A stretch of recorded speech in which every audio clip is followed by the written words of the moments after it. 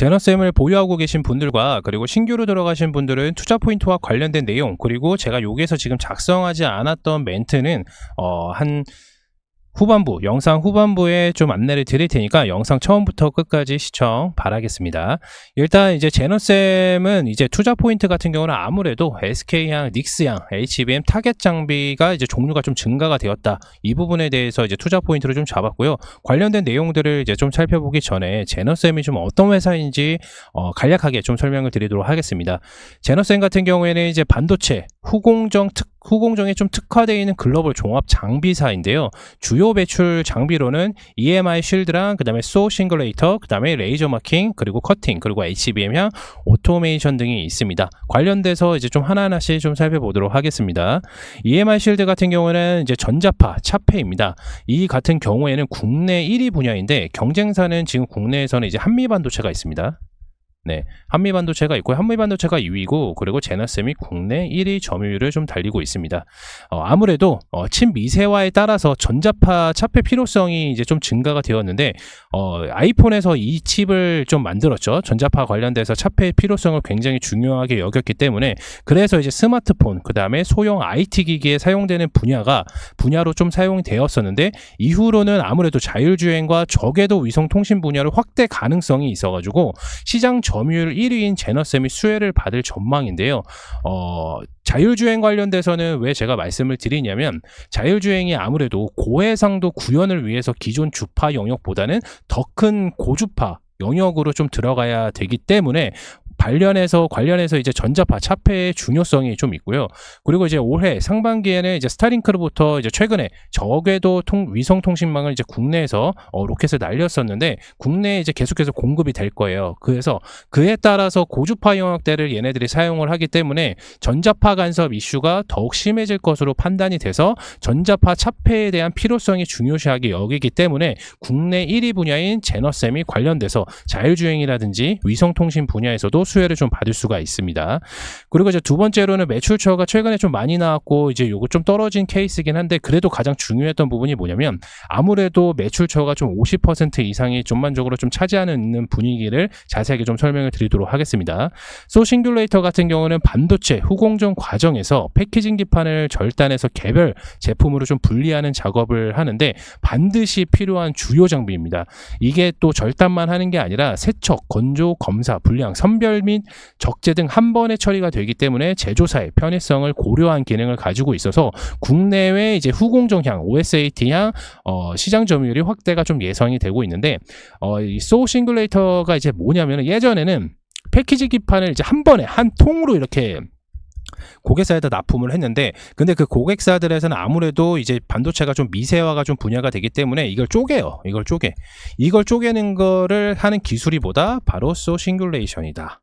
여기까지만 생각해 주시면 되고 이 제품을 사용을 해야 쪼갤 수가 있기 때문에 근데 그 쪼개는 것도 마찬가지로 쪼개는 게 아니라 쪼개기도 하고 세척도 하고 건조도 하고 검사 분량까지 다 한꺼번에 하기 때문에 고객사에서는 굉장히 좀 편안한 장비라고 좀 보시면 됩니다. 그리고 이제 추가적으로 또 이제 설명을 드리자면 이 싱귤레이션 같은 경우에는 이제 절단 장비예요. 절단 장비. 근데 이 절단 장비의 핵심 부품인 이제 커팅 엔진이라고 있어요. 기계를 돌리면 당연히 엔진이 필요한데 이 엔진을 이제 납품을 하는 게 이제 미국 글로벌 시장 점유율 1위인 일본의 디스코사라는 데가 있어요. 디스코. 근데 이 디스코사가 한미반도체랑 그동안에 이제 납품을 해왔단 말이에요. 그러니까 한미반도체랑 그리고 디스코사랑 일본 디스코사랑 얘네가 이제 협력 관계였어요. 그래서 한미반도체가 요 관련 분야에서는 이제 독보적인 국내의 거의 한 90%를 좀 차지하고 있었어요. 점유율을. 그리고 왜냐하면 디스코사가 글로벌 이 싱귤레이터 엔진을 만드는 일본 디스코사가 이제 글로벌 점유율 1위이기 때문이죠. 그런데 중요한 건 뭐냐면은 그러니까 디스코사에서 납품을 받은 게 이제 한미반도체라고 해서 한미반도체가 이제 결국에 납품을 해서 이제 국내에 이제 점유율 90%를 차지하고 있는데 한미반도체가 이 핵심 부품을 디스코사에다가 납품을 받는 이 핵심 부품을 국산화를 시켰습니다. 예. 그래서 디스코사랑 이제 한미반도체랑 원래 협력 관계였는데 이제 경쟁 상대가 된 거예요. 여기까지 이해가 되시나요? 그런데 여기에서 중요한 건 뭐냐면 한미반도체가 이제 국산화를 했는데 이게 문제는 뭐냐면 안정화랑 이제 수율 문제가 당연히 필요해요. 국산화로 된 거는 굉장히 좋은 케이스인데 결국에는 안정화와 이제 수율 문제가 있는데 그 사이에 파고든 게 뭐 어디다? 제너셈이다. 여기까지 이해가 되시나요? 다시 한번 좀 말씀을 드릴게요. 한미반도체가 디스코사에다가 납품을 받았습니다. 그래서 점유율이 90% 정도 차지를 했었고 그동안에 제너셈이 10% 정도 점유율을 좀 차지하고 있었는데 이 한미반도체가 이제 싱귤레이터의 핵심 부품인 이제 디스코사의 엔진을 받아서 한미반도체가 결국엔 소싱글레이션을 만들면서 국내 점유율 90%가 됐는데 이 싱귤레이터의 핵심 제품이 디스코사에서 납품을 받았지만은 이게 지금 한미반도체가 국산화를 시켰다. 그러면은 어떻게 됐어요? 얘네 둘이 지금 협력 관계가 되었는데 이제 경쟁 상대가 되었단 말이에요. 근데 요 경쟁 상대에서 파고든 게 어디냐면 바로 제너셈이에요. 그래서 디스코사와 제너셈이 협력 관계가 됐다. 그래서 지금은 이제 한미반도체가 점유율이 이제 90%에 달하지만은 이게 이제 국산화를 만들고 나서 점유율은 85%에서 80%로 내려왔고 이 빼앗긴 점유율은 20%에서 25%를 차지한 게 제너셈입니다. 여기까지 이해가 되시나요? 네네. 이렇게 이제 한미반도체가 국산화를 결국엔 했지만은 이제 안정화와 수율 문제로 인해서 그 틈을 파고든 게 제너셈이다. 예, 여기까지 이렇게 생각해 주시면 됩니다. 그래서 이러한 서에서 매출적인 부분이 소싱귤레이션 같은 경우는 매출적인 부분이 제너셈에서 가장 큰 비중을 좀 차지하고 있었는데 최근에 2024년도 이제 2023년도 분기 매출부터 2024년 1분기 매출을 좀 살펴보게 되면 이 소싱귤레이션 같은 경우는 매출적인 부분이 좀 낮아졌습니다. 왜 낮아졌냐면 이게 전체 매출 기준이에요. 제너셈의 전체 매출 기준인데 낮아진 이유가 뭐냐면 바로 HBM이랑 SK 닉스향 HBM 매출처가 나왔었기 때문에 그래서 이제 전체 매출처가 좀 낮아졌다. 이렇게 좀 보시면 되는데 그리고 아래에서 좀 설명을 드릴게요. 일단은 이제 플리칩 오토메이션이라는 장비가 HBM의 생산에 반드시 필요한 장비인데요. 최근에 이제 SK, 닉스향 매출이 좀 나왔었죠. 그래서 주요 고객사인 HBM 투자 확대 시, 그러니까 결국에는 SK 하이닉스가 HBM 투자 확대 시 제너셈도 결국 수혜를 볼 수 있다는 요런 논리로 적용이 됩니다. 그리고 HBM의 이제 적층 단수가 계속해서 높아질수록 웨이퍼의 두께가 굉장히 얇아지기 때문에 관련된 신규 장비인 웨이퍼 안에다가 이 동그란 판 안에다 이 테이프를 붙입니다. 이렇게 테이프를 붙여서 효율성을 좀 개선을 하는 거예요. 그리고 이후에는 이 테이프를 자동으로 이제 제거를 해주는 리무버 장비라든지 얘네들이 이제 다 만들었단 말이에요. 그래서 주력 매출로 좀 자리 잡을 수 있는 여건도 마련이 되었기 때문에 아까도 제가 말씀을 드렸지만 소싱귤레이션 같은 경우는 매출이 잘 나오고 있었고 그 이후에는 이제 부가적으로 HBM 오토메이션 같은 경우는 계속해서 계약건이 나올 수도 있는 상황이기 때문에 실적 개선에 맞춰 수혜가 굉장히 높다. 그래서 최근에 이제 HBM 장비 이슈로 인해서 제너셈이 주가가 2배까지 상승을 했었던 모습을 좀 보여주고 있었습니다. 그래서 그 관련된 내용을 좀 설명을 드린 겁니다. 여기까지 이해가 되실까요? 네네. 이 플리칩이라는 건 뭐냐니까 플리칩이라는 건 뭐냐면 그겁니다. 칩과 기판 요거를 연결해 주는 겁니다. 예, 요거를 연결해 주는데 기존에는 이제 아무래도 와이어 본딩을 사용을 했었는데 이 와이어 본딩에서 이제 플리칩으로 좀 넘어가는 추세라서 이 플리칩으로 넘어가는 이유가 뭐냐면 이제 고밀도랑 이제 속도 측면에서 약간 좀 우수하기 때문에 기존의 와이어 본딩에서 플리칩으로 넘어갔다. 그리고 그 플리칩을 자동으로 하는 장비를 이제 제너셈이 SK 하이닉스에 납품을 했다. 그러면 결국에는 SK 하이닉스가 이제 HBM이 이제 삼성전자를 좀 넘어섰죠, 지금. 그래서 SK 하이닉스가 이제 HBM이 결국에선 계속 나올수록 제너셈이 수혜를 받을 수가 있다. 이렇게 보시면 됩니다. 그리고 이뿐만 아니라 아까도 말씀드렸던 웨이퍼의 테이프를 이제 자동으로 부착하는 장비라든가 이 테이프를 자동으로 떼는 리무버 장비라든지 그래서 요 세 개 이게 신규 매출처가 나온다는 거예요. 예, 여기까지 이해가 되셨나요? 그래서 이제 또 하나는 뭐냐면 아까도 제가 말씀을 드렸다시피 제너셈이 이제 신규 재료가 좀 나왔다고 말씀을 드렸잖아요. 그래서 제너셈이 신규 매수는 여기에서 작성을 말씀을 드리지는 않았는데 바로 이겁니다. 제너셈이 이제 레이저 마킹 장비가 원래 그러니까 요게 보면 레이저 마킹하고 커팅이라고 있죠. 원래 제너쌤이 상장을 했을 당시에 이 레이저 마킹이라는 걸 했어요. 이 레이저 마킹이 뭐냐면 우리가 기판을 이렇게 보면은 요게 하나에 뭐 반도체가 들어가고 요게 반도체에 막 라벨링이 적혀 있고 어떤 기업이 적혀 있고 막 이렇게 있는 걸 보실 거예요. 그거를 레이저 마킹이라고 하거든요. 그거를 원래 제너쌤이 했었어요. 그런데 중요한 건 뭐냐면 이 레이저 마킹을 이용을 해서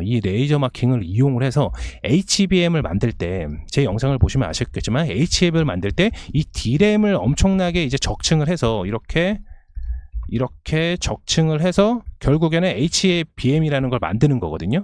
여기에서 이 적층에서 D램을 붙이는 거를 이 D램 사이를 붙이는 거를 개발을 한 한미반도체가 주가가 엄청나게 뛰었고요. 여기서 중요한 건 뭐냐면 HBM이 만들 때 이렇게 D램을 이제 적층한다고 말씀을 드렸잖아요. 이렇게 적층을 하는데 요 사이에 구멍을 뚫어서 연결하는 기술이 있습니다. 그걸 이제 TSV 공정이라고 하는데 이 TSV 공정을 동정하는 장비를 제너쌤이 지금 장비를 개발을 하고 있습니다. 여기까지 이해가 되시나요? 그래서 결국에는 3D 이게 적층을 하는 구조가 이제 3D 패키징이라고 하거든요. 이 3D 패키징의 적층을 위해서 TSV 장비를 개발을 하고 있는 제너쌤이 결국엔 개발이 완료가 되면은 이게 매출적인 부분이 어마어마해질 겁니다. 그렇기 때문에 이게 신규 재료라고 좀 보실 수가 있는데 지금 상황에서는 아직까지 요 부분이 시장에서 이제 부각이 되지 않았던 부분들이 있습니다. 기존에 부각이 되었던 거는 아무래도 SK향 이제 HBM 관련돼서 매출처가 나왔었기 때문에 거기에 대한 기대감의 주가가 좀 많이 올랐는데 바로 이제 제너쌤의 이제 히든 재료인 레이저 마킹 장비에서 이제 TSV 공정으로 이제 넘어가는 그런 장비를 개발을 하고 있기 때문에 그 분야가 만약에 시장에서 개화가 되고 결국에는 HBM이 개화가 되면은 제너쌤이 계속해서 자연적으로 HBM 매출처가 계속해서 높아질 수밖에 없다. 그렇기 때문에 아까 처음에 말씀드렸던 서싱귤레이션 같은 경우는 매출처가 굉장히 높고 EMI 부분은 당연하게 뭐 이거는 국내 넘버원 분야이기 때문에 매출처가 요 두 개가 굉장히 잘 나왔었어요. 이 두 개가. 근데 최근에는 이제 2024년도부터 2025년도로 넘어갈 경우 그리고 HBM이 결국엔 개화가 되었을 때는 마찬가지로 요 분야가 서브적인 분야가 요 두 개의 매출을 넘어설 수도 있는 거예요. 그러면은 기존에 잘 나와 있었던 매출 분야가 요렇게 있고 그리고 HBM 매출 분야가 한 요 정도가 되거든요. 그러면은 결국 얘네가 개화시가 되면 이게 매출처가 부분이 결국에는 다 커지기 때문에 제너쌤의 주가는 지금 굉장히 저평가되어 있다고 좀 볼 수가 있죠. 물론 이렇게 생각하실 수도 있어요. HBM이라든지 제너쌤이 개발을 하건 뭐 TSV 공정 같은 경우는 아직까지는 완성된 단계가 아니기 때문에 매출적인 부분은 당연히 한계치는 있습니다. 그렇지만은 우리가 결국에는 얘네 회사들이 이제 매년 이제 연간 매출로 거의 한 7% 이상의 매출에 대비해서 7% 이상 연구개발비 즉 R&D를 계속해서 하고 있다는 것은 결국에는 이제 새로운 후공정 장비들을 만들어내고 있고 그 결과로 공정의 핵심 단계로 좀 진입하는 것으로 좀 판단이 되었기 때문에 매출업과 신규 고객사 확보가 이제 되어 있는 상태로 보면은 제너쌤의 주가는 저평가되어 있다고 좀 볼 수가 있어요. 한 단에는 또 이렇게 생각하실 수도 있습니다. 제너쌤 같은 경우에는 아무래도 후공정 장비의 이제 후발주자입니다. 왜냐면 아까도 말씀을 드렸다시피 레이저 마킹하는 회사라고 처음에 이제 소개를 드렸었는데 여기에서 이제 연구개발비를 이제 계속해서 높은 연간 매출에 대한 7% 이상을 연구개발비로 사용을 하기 때문에 관련돼서 이제 후공정 장비들을 만들어내고 있고 이 결과 마찬가지로 신규 고객사 확보도 하고 매출적인 업이 되고 있기 때문에 제너쌤의 주가는 제가 봤을 때는 굉장히 좀 저평가되어 있다. 그리고 추가적으로 아까 첫 번째 EMI 쉴드 같은 경우에는 사용 분야가 자율주행이랑 저궤도 위성까지도 좀 만약에 들어가게 되면은 그 매출처는 당연히 기저효과가 엄청나게 크기 때문에 저평가라고 좀 생각을 하고 있습니다. 그렇다면 제너쌤 우리가 이제 신규로 만약에 들어가면 신규로 들어갈 자리와 그리고 제너쌤이 기존에 가지고 있는 주주분들께서는 좀 어디까지 보셔야 되는지 차트를 보면서 설명해 드리도록 하겠습니다. 차트 한번 확인하겠습니다.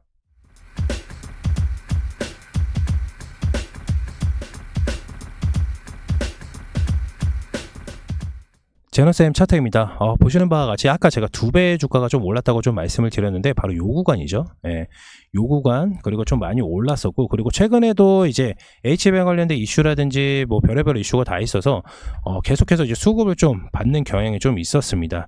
그렇지만 최근에는 이제 좀 많이 하락을 했었는데 하락을 했었던 이유는 당연히 이만큼 상승했는데 그래도 당연히 조정은 와야죠. 예, 조정은 왔는데 좀 아쉬웠던 부분은 뭐냐면 대부분 이제 개인 투자자들이 이제 여기에서 만약에 상단에서 매수가 들어가 들어갔으면 보통 대부분 여기에서 이제 추가 매수가 들어간단 말이에요. 왜냐면 앞에 있는 요 매물대를 보고 나서 여기는 지지, 1차적인 서플라이를 이제 지지를 해주는 것으로 확인을 했었기 때문에 요 정도까지 지지를 해줄 것이라고 확인을 했었는데, 이후에 주가가 좀 빠진 거는 아무래도 글로벌 증시에 좀 영향이 좀 많이 있었고, 그리고 제너쌤에 대해서 뭐 악재가 있다던가 그런 거는 없었습니다. 근데 저희가 이제 살펴봐야 될 거는 뭐냐면은, 제너쌤이 만약에 기존에 가지고 계신 분들이 뭐 저점, 완전 저점에서 가지고 있으면 그냥 굳이 조정에 상관없이 막 예를 들어서 이런데 구간에서 가지고 계셨어요. 그러면은 굳이 저점 구간에 살 필요 없이 계속해서 들고 가도 됩니다. 어디까지 들고 가냐면 주봉으로 좀 살펴보겠습니다. 이 단기 고점을 한번 못 뚫었단 말이에요. 이 18,000원이라는 이 단기 고점을 한번 못 뚫었는데, 다시 한번 시세를 받을 때는 이 18,000원을 넘어서 3만원대까지도 갈 수가 있습니다. 그래서 기존에 보유하고 계신 분들은 저의 목표가는 일단 3만원대까지 보는데, 1차적으로 당연히 이 18,000원 구간을 뚫어놔야 위에 매물대가 없기 때문에 점차 계속해서 상승을 할 수가 있습니다. 그렇지만 이제 제너쌤을 신규로 이제 들어가신 분들은 또 뭐 어디서 매수를 해야 되냐면, 바로 이 부분에서 매수를 해야 됩니다. 네, 이 부분에서 매수를 해야 되는데, 12,000원 구간에서 최상단 12,000원에서 11,500원 요 부분에서 들어가야, 요 부분에서 들어가야 우리가 이제 장대 양봉이 나왔을 때 다시 한 번 더 HBM 향 이제 이슈가 나오거나, 또 하나 SK 하이닉스 양 매출적인 부분이 다시 한번 나왔을 경우는 엄청나게 좀 매수력이 좀 붙어 있을 수가 있습니다. 제너쌤 같은 경우는 매수량이 굉장히 앞에 부분에 많았고, 결국에는 이제 고점에 다가갔습니다. 차트를 보시면 아시겠지만 거래량이 매수를 동반해서 결국에는 엄청나게 주가를 끌어올렸고요. 마찬가지로 또 중요한 건 뭐냐면, 매수 대비해서 매도가 그렇게 많이 나오진 않았습니다. 그래서 매물량이 굉장히 엄청 많이 있었다는 걸 좀 볼 수가 있었지만은, 뭐 전체적인 차트는 약간 좀 구간이 약간 좀 무너져 있는 것으로 살짝 또 볼 수가 있지만, 그래도 제너쌤이 아직까지도 이제 주가가 한 번에 이렇게 낙폭을 크게 가지 않았던 이유 중에 하나가 뭐다? 바로 HBM 이슈가 굉장히 나올 수도 있었기 때문에 주가적인 희망을 좀, 매수세가 좀 많이 붙어 있는 상황을 좀 볼 수가 있습니다.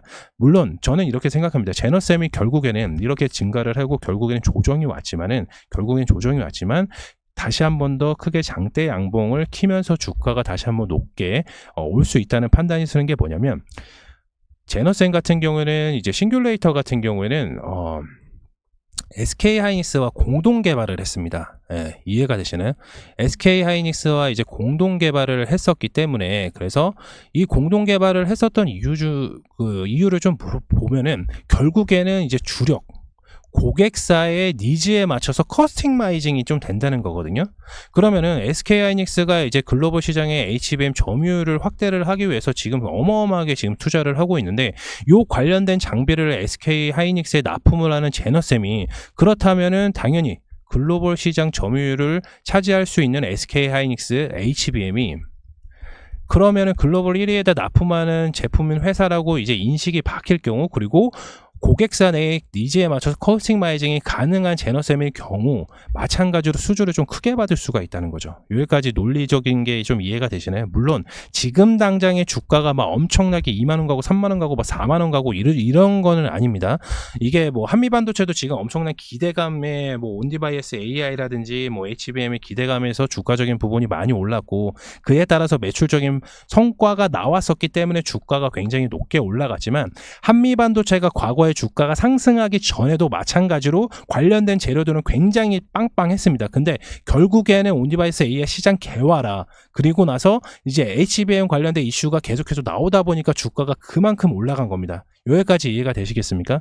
제너쌤도 마찬가지입니다. 지금 새로운 공법을 지금 개발을 하고 있고, 마찬가지로 SK 하이닉스 향 이제 HBM 매출적인 부분이 나오고 있기 때문에, 추가적으로 만약에 TSV 공정 개발이 만약에 완료가 되면은 제너쌤의 주가는 엄청나게 뛸 수가 있습니다. 적어도 10배 이상은 갈 수가 있겠죠. 왜냐면 아까도 말씀드렸지만, 이제 D램을 이렇게 적층을 해서 HBM을 결국 만드는데, 이 HBM, 이 D램과 D램과의 이 사이, 여기에서 이제 구멍을 뚫어서 이제 연결을 시키는 건데 이게 바로 TSV 장비입니다. 그래서 그게 만약에 개발이 된다고 하면 제너셈의 주가는 오히려 이 조정은 건강한 조정이라고 좀 볼 수가 있는 거예요. 그래서 요게 고층에 약간 좀 단기적으로 고층에 물려 계신 분들께서는 크게 실망할 필요가 없다. 다시 한번 올라올 수가 있기 때문에 그래서 중장기로 일단 보시는 분들은 단기적으로 단기 고점을 넘어서게 되면 위에 있는 매물량이 많이 없기 때문에 올라갔다 조정받고 올라갔다 조정받고 이렇게 완료가 되면서 다시 한번 또 기사가 나오겠죠.